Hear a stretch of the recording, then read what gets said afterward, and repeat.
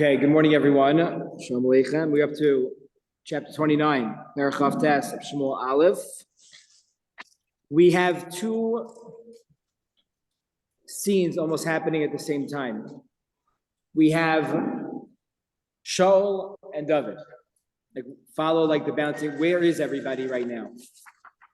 David right now is in a city called Siklag, which is part of the territory belonging to the Plishtim. And he has become a mercenary for the Plishtim. And the Plishtim have, at least Achish, has convinced himself that David has become a very reliable guy who's been bringing him, spoils rather consistently. While this is happening, the Plishtim themselves are preparing for war against the Jewish people. And who is nervous? David's not nervous because he's got nothing to be nervous about. He's on the other side of this. Shaul, who is still the formal king in name for the Jewish people, is quite nervous. And typically during this time, if the Plishtim are, encamping and preparing for war against the Jewish people to engage them in battle, Shaul would inquire of a Navi, of the Urim Vitumim, and say, hey, what do I do? Do I encamp? Do I engage? Or do I back off? Yes? I know something's complicated in this equation about what's David's motivation. To say it's got the other side of the fence now. So getting still the Jew, right? People are going to die. We have pointed out that, yeah. His motivation is the vehicle to move Shaul. We don't. His motivation is he ran away. He knows that if he hides in Plishti territory, then Shaul's not going to go get him. And that, but still one second. We're going to see this come up right now. This is going to be the what's going to happen now. What's David going to do?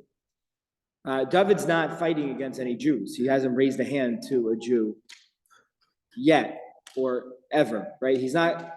But what's David going to do in this situation? This building up this tension that's going to lead to what David going to do.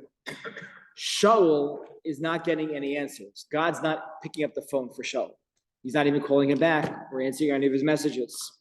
So Shaul himself, in a sign of desperation, goes to a necromancer, a Ba'alas Ov, a woman who, can she really do it? Can't she really do it? That's debatable. Meaning, is there the ability to access this type of tumah in the world to really raise up the dead? Or is that just a fictitious thing that people are experts in illusions? That is debated amongst the Rishonim. But she brings up Shmuel. Some say even though this really can't happen, maybe here she did in the previous parak. She brought up Shmuel.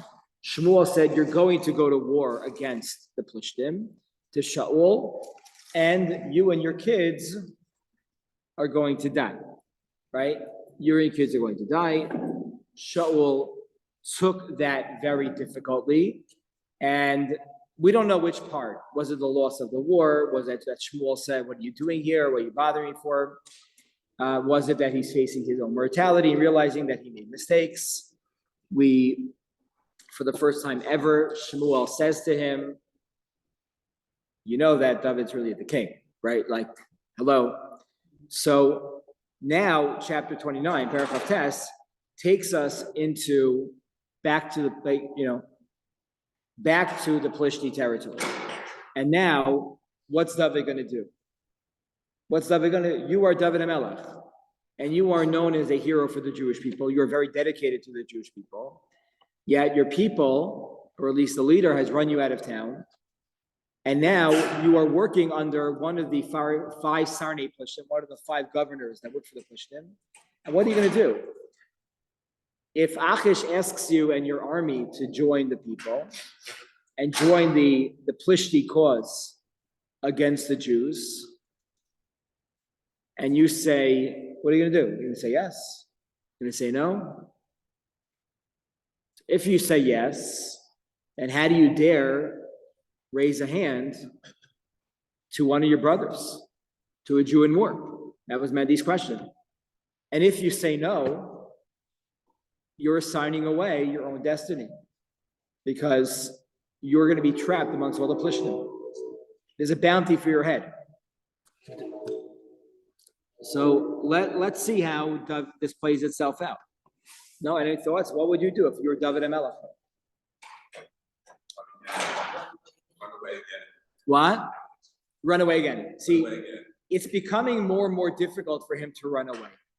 He has 600 men with him, and he has their families.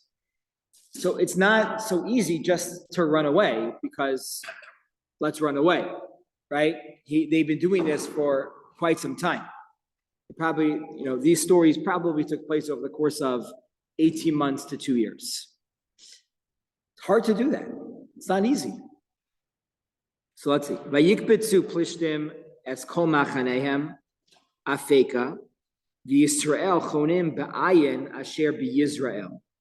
So the plishtim are gathered together in a city called Afek, and the Jewish people are in Ayin, which is in the region of Yisrael.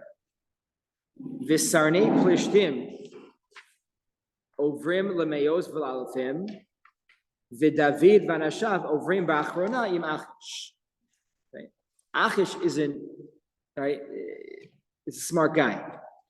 He knows he has an ace in the hole in David HaMelech as like one of his chief guys right now, but he can't put him at the front of the door.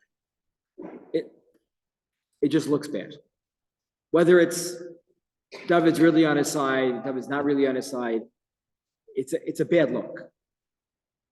So the Sarni Plishtim, there are 5 of them. Those are the leaders. Like, they didn't have like a king of the Plishtim. They had 5 people. They encamp and they prepare for war against the Jews. And Achish is with David in the back. Okay, so already you see that there's an uncomfortability here. It's not clear whether Achish feels fully committed that David's going to really be into this. Vayomru Sarei Plishtim. So the Sarei Plishtim turn to Achish and they say, Ma Iver Ma'ila. What are these Jews doing here? Lahavdil, in Iran, in Gaza, they're going to wage an attack. And there are Jews that are hiding there, and they say, no, we're on your side. Okay. No, we're on your side. But now you're going to really engage in a war. You're going to come attack. You're going to be on the offensive. What are they doing here? Like, this is not a good idea. Maybe they're, Vayomer Achish al Sarei Plishtim, Haloz David, Eved Shaul. This is David, not the son-in-law of Shaul, not the general of Shaul, not the arms carrier of Shaul. He had all those titles. He is the Eved, the servant, the slave of Shaul Melech Yisrael. Asher hayayiti zeh yamim ozeh shanim. He's been with me for a while. He's a little bit vague on purpose, how long it's been. It doesn't seem to be that long. It could be a few months, right? We said Yamim before, it was like 2 months. It hasn't been so long. So he's a little bit vague. Yamim, he's been here for enough.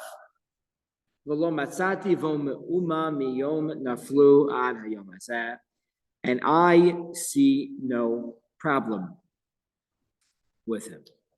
Right? I see no problem. He's already trying to hint to them the way that he sees him. He's a slave, right? He's working the story. He's a slave. He's running away, and now he's on our side.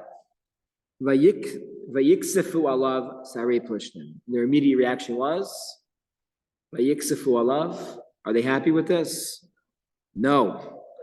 Absolutely not. This is a really bad idea, right? What's going to happen here? What's going to happen? Right? And you're David, by the way. and you're davening for something like this to happen, right? We gave two options. Either I have to somehow fake fight with the Jews. Whenever you go to war, you're risking your life. By definition. That's a reality. We see this today. It's in the news. Whether you end up in battle or you don't end up in battle, if you're on a battlefield, you are risking your life. So David says, one scenario is I risk my life. And we try to not to fight, hurt the Jews. The other scenario is they find out really who I am, and then they attack. So David is davening to Hashem. Please, Hashem, figure out a third way out of this, where I don't have to attack the Jews and I don't put my people at risk. Vayiksefu alav sarei plishtim, vayomru lo sarei plishtim, hasheva sa'ish, vayashova makamo asher hifkadet Hashem. Get rid of him. Bring him back home. You trust him, fine. You trust him, he can't fight with us. That's too big of a risk that we are not willing to take in a war against the Jews. Just not a good idea. We're not going to go to them with the war. He might be a satan. What does that mean, a satan? A plant, right? He's going to be a spy.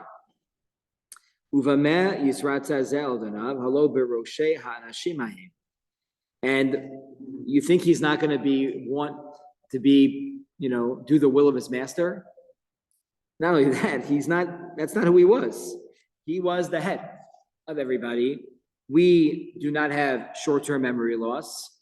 David was killing in battle tens of thousands of Plishtim every single day. So, no, right? Haloza David Asher Yanulo b'mecholos.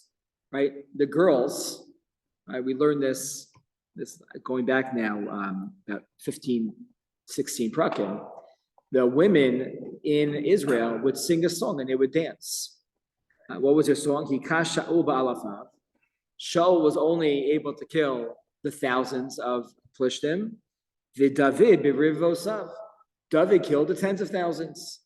That was the song on the radio. That was their war song. And now we're going to allow that guy to fight on our team. It's a really bad idea. Send him on. Yeah. Was anything about David's character that was displayed to Plishtim that made them think that he would not basically eventually fight? So it sounds like what you're saying is, if you were, let's say you were, I said before, pretend you're like imagine you're one, imagine you're one of the Sarnei Plishtim. You're one of the top 5 guys in charge of making decisions for the Plishtim. How would you play this? What would you do? I would evaluate the person. In other words, you would talk to David. If the guy is a real low life type guy, he's going to turn on his people. Okay.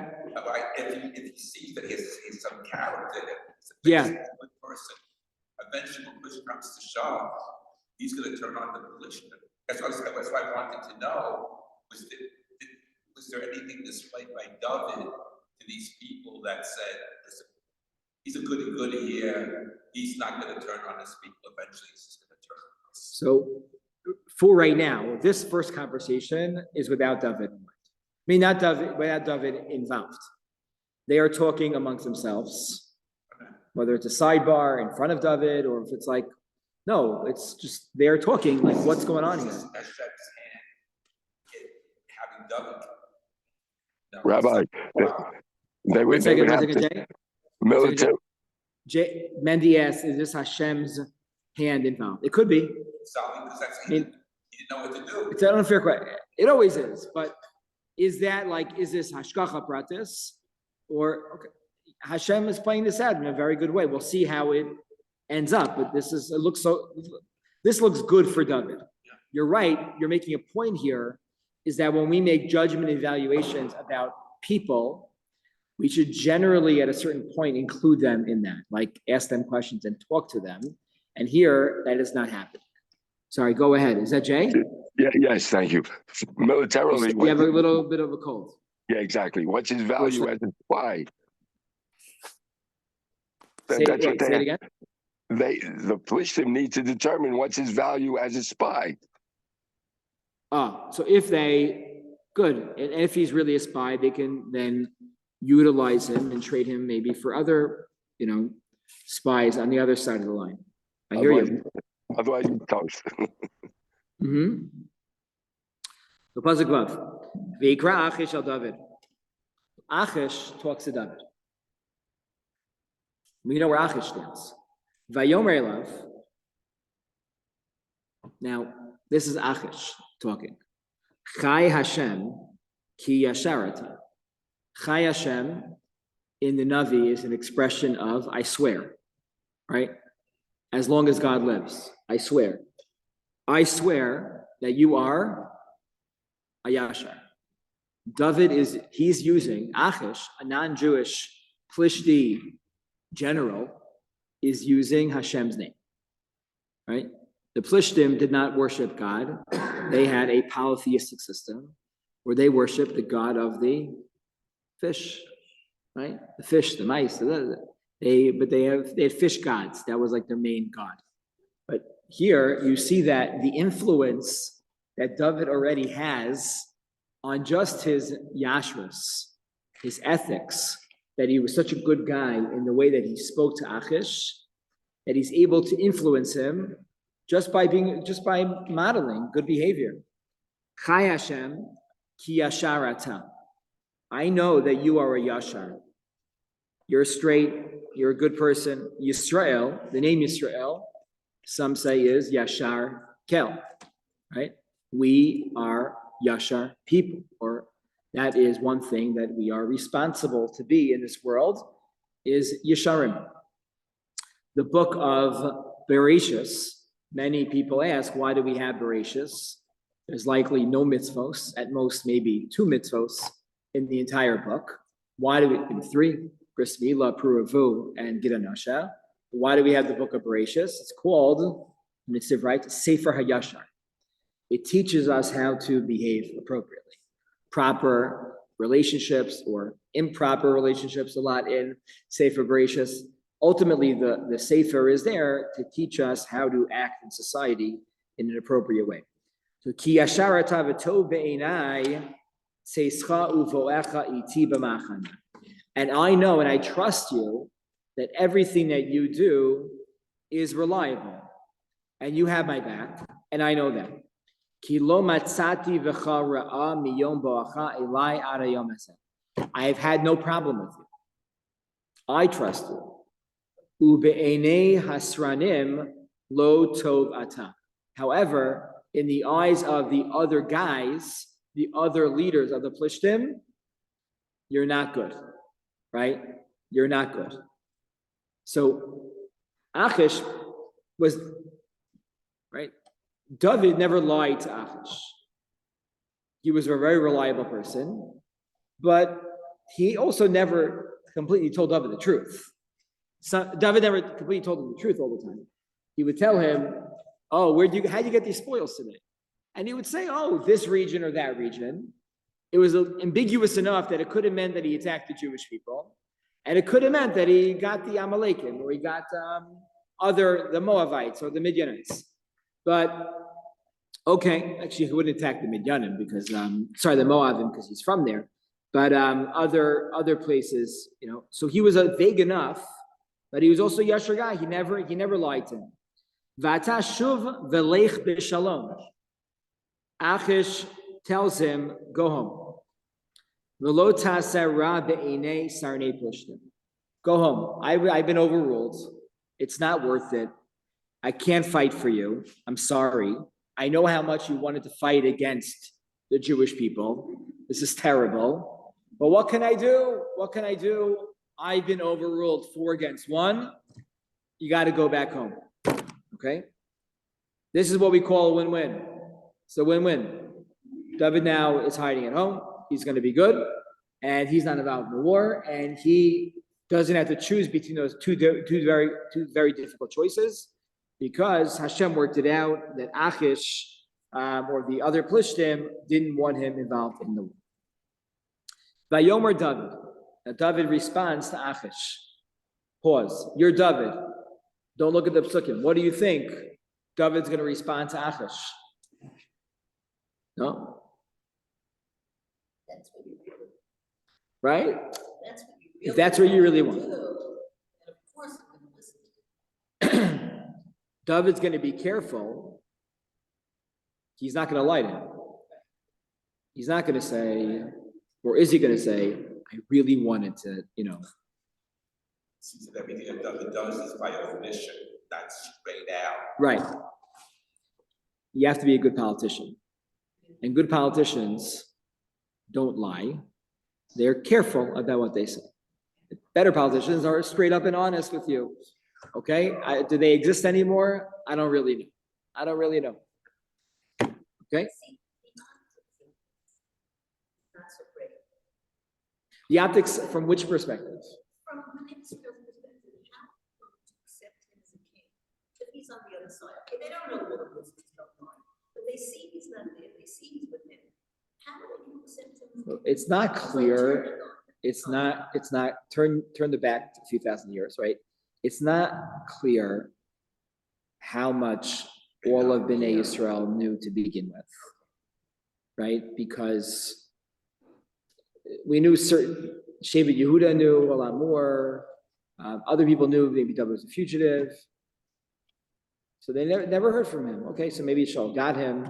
Like, how long did it take news to travel back then? Probably a long time. So it's not clear how much they knew about this, but you are raising a very good point. After Shaul is out of the picture, Shaul is going to get killed in battle, right? There's no spoilers here. Shmuel told us in last paragraph. Okay, how he dies is going to be very challenging for us, and we're going to have to learn that and deal with the issues of Shaul's death. But how easy is it going to be for the Jewish people to accept the king, David HaMelech, fugitive or not, is going to be difficult. And that's going to bring out its own challenges. Rabbi? What? Is it trust issue? So trust is definitely part of it. Yeah, Shira? It didn't at one point David ask Shaul, hey, what have I done to you? I've been a good son-in-law, I could have killed you and all that. And it's just interesting that here to Achish, he is also saying, Me'asitu, me'asati b'avdacha. It's just interesting that he's saying, almost he's trying to defend himself and say, I haven't done anything against you. He said it to Shaul, and now he's saying it to Achish. Mm-hmm. Well, he tries to be an honest, upright guy. Right. Yeah. I would think that Bnei Yisrael never knew about this affiliation, just for the simple reason. Had they known that and together known about his yichus, Moab, how would they even allow this person? This would have been a January 6th revolution. In other words, they never would have let him come into power. The Moab thing is pretty well known. According to That's very Chazal. well known. Yeah, it's But very I'm well saying known. if you combine these two things together, this is not the recipe for someone. Well, Okay. please remember, maybe we don't, it's going to come up again in the beginning of Shmuel Beis, is that David is so under attack from Shaul that he hides his family. He hides his parents and his siblings, and they go to Moab. Right? He was really afraid, and rightfully so, that his parents would be imprisoned, tortured, killed, to find out the whereabouts of Shaul. So where does he send them to? Mishpacha, in Moab. What does Moab do? They murder everyone, except for one sibling, one cousin runs away. But so this is a real reality but we do live in the times of Nevuah, where Hashem does come to us in the form of Nevi'im and declares who is the king, right? This is not democracy. We're not, although it's good when, people want the king that Hashem chooses, But it's a little bit different than the way that things work today. Would David have won? He might have won anyway with the popular vote. He was pretty popular amongst everybody. People really liked him. Even Shaul's son, Yehonatan, had his back. Even many of Yehonatan's men really had his back. Does he have any connection now with David at this point, or he's just totally separate? We don't know Yehonatan. No, they met for the last time already. Okay. David responds, Vayomer David alachish, Ki ma'asisi u'ma matzati ba'avdecha. What I do? What have you found, with me in my actions? Mayom asher hayisi lefanecha ad hayom hazeh, ki lo avo, v'nochamti be'oivei adoni hamelech. I've only done good for you. I've only fought your enemies. They happen to also be the enemies of the Jews. But I've been good to you. Vayan achish vayomer el David, yadati ki tovata be'enai. What is he saying? Kamalach Elokim. Again, invoking God's name, which is fascinating. There's only one other time we see this happen in a similar way, where there's a foreign king who invokes God's name in front of a Jewish person. That's Avram Avinu. But Avraham fights against he gets involved in the war with the 4 kings and the 5 kings. So Avram wins. He brings all the captives back from Sidon. And the Melech Sidon comes to him and says, Baruch Kel Elyon, right? He calls out God's name and blesses Hashem. That there's an impact that great people can have on the other people around them. And even those that are pagans or idol worshipers or really don't believe, just based on simple interactions that we have. Not talking about theology or philosophy or machshava, just being a good person around them and being honest, and reliable has an effect on the people around us. So he says, you've been like a malach, an angel of God. But the Sarei Plishtim said, no. V'atam hashkem baboker v'avdei adonecha asher ba'u itach v'ishkamtem baboker v'or lachem v'alechu. Tomorrow morning, right? It's still dangerous to travel at night, even if you were David's men. Wake up the next day, and I think you're gonna need to go. Okay, that's what happened. David wakes up the next morning, him and his men, Lashuv el Eretz Plishtim, and they go to the Plishtim. Plishtim alu Yisrael, and the Plishtim continued marching on in formation to attack the Jewish people in Yisrael, and David went home. Next week, the Ezrat Hashem, we will learn what happens when David goes home. I'll let you know. What happens is it's not good. It's not good.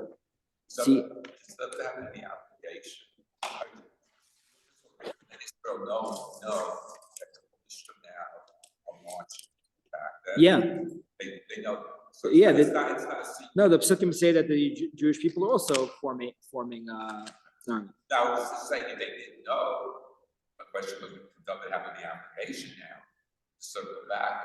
So let's see if David intervenes. But right, what happens is that David has 600 men. He brought all of them to the battlefield. He left the women and children alone. For next week, we will see a lot of similarities and undertones between what happens here and what happened in Israel on Simchas Torah. The entire city is taken captive. All of David, all of the women and children are taken captive. We will learn about David's reaction to that, the men's reaction, his men, right, to their families being taken captive, and how do they react to David HaMelech? How does David react spiritually and militarily? That will be Bezrat Hashem next Monday. Wish everybody a wonderful week. Shama should have an aliyah, Carol. Thank